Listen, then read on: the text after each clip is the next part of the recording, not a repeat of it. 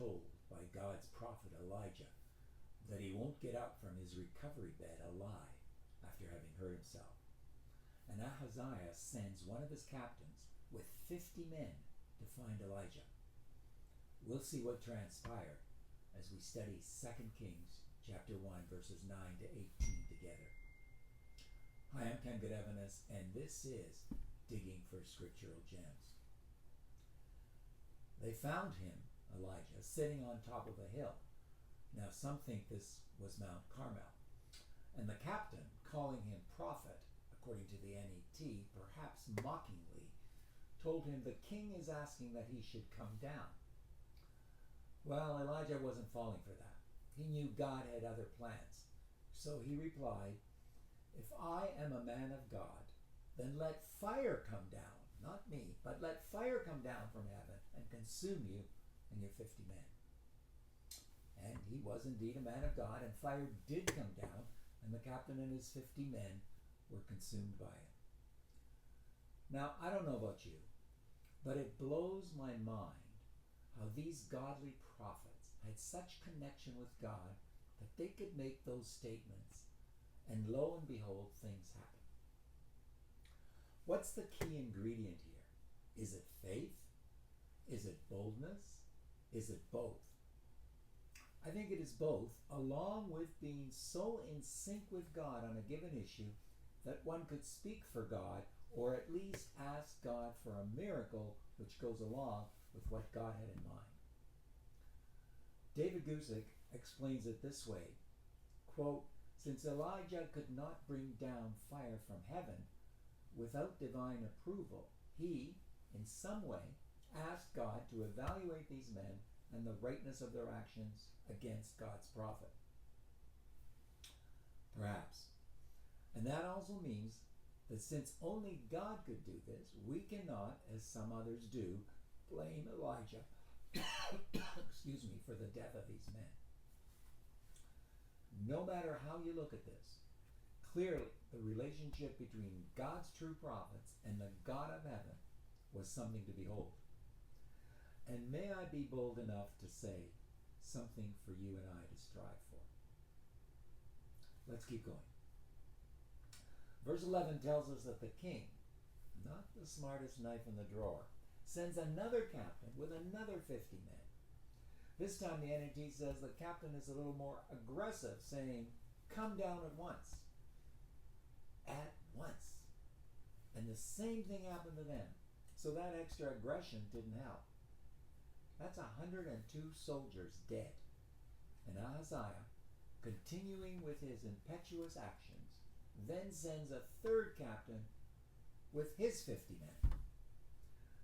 Now this captain takes a little different approach, having seen what happened to the first two captains and their men.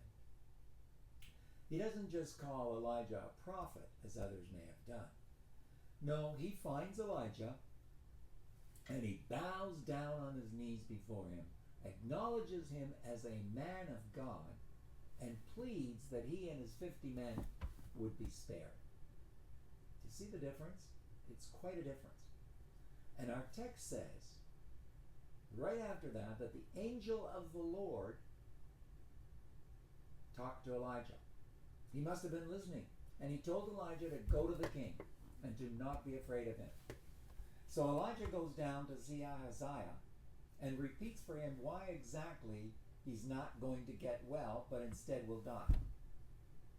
Now we don't know how the king responded, because the very next verse, verse 17, simply says, "So Ahaziah died, according to the word of the Lord which Elijah had spoken." End of quote. And we also know that at least 102 men were killed because of Ahaziah not pursuing the real God. There are often consequences to our immoral or unwise decisions for others. Now Ahaziah had no son to take over. He was pretty young himself. So Jehoram, his younger brother, became king in his place.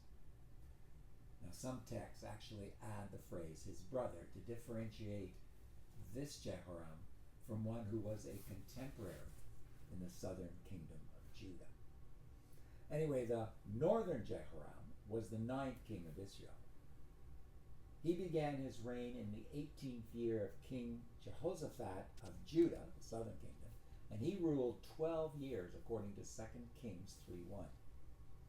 There is not total agreement on when exactly those years were, but all agree that he did evil in the sight of the Lord. A few other things to note from this passage before we leave it. Some editors say that Elijah's position on a hill symbolizes his superiority to the king and his messengers. Well, you be the judge. Also, some say there is some ironic wordplay here. The idea of the captain says, "Come down," and Elijah instead calls down fire from heaven. A question that comes to my mind as I read this passage is this: what was Ahaziah thinking in sending 51 men each time, 3 times, to bring a single old prophet back to him? 51 men for 1 prophet. Just more indication of how bad a king this guy was in my mind. 2 more lessons from this passage for us today. First, the way people approach life is very important, as evidenced by the 3 captains. Those who act as if they have authority over God and his servants just may pay for their arrogance with their lives. Those who, like the 3rd commander, humble themselves and show the proper respect for God's authority and for his servants will be spared and find God quite cooperative. Guzik reminds us that it wasn't that God did not want Elijah to go to King Ahaziah. It was that Ahaziah, his captains, and their soldiers all acted as if there were no God in Israel. When the request was made wisely and humbly, Elijah went.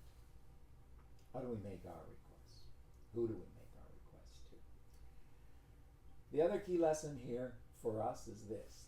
For the 3rd time, in this chapter, we read the Lord's sarcastic question to the king and the accompanying announcement of judgment. The repetition emphasizes one of the chapter's main themes. Israel's leaders should seek guidance from their own God, not a pagan deity. For Israel's sovereign God is the one who controls life and death. Let's hope that you and I have learned that lesson, and we don't have any side sources we run to for answers that only God can give us. I've known people who say they're Christians, talk the talk, but when it comes to something serious, yes, they'll do what the Bible tells them, but they'll also check out some very weird sources. In conclusion, just a little warning. You've got a Jehoram ruling in the north, and soon a Jehoram ruling in the south. So things are going to get pretty confusing here for a little bit as we continue our study of 2 Kings. Both kingdoms were for a while being ruled over, at this point at least, by men with the same name. Next time in our study, we're going to see Elijah make a swift departure in a fiery chariot, no less. Join us for that. In the meantime, if you like what you see, please indicate that you like it right where you're watching this video. And if you haven't already subscribed to our YouTube channel, Digging for Scriptural Gems, please go there, YouTube, Digging for Scriptural Gems, and subscribe. Thanks for joining us. And most importantly, don't forget to keep on studying God's Word.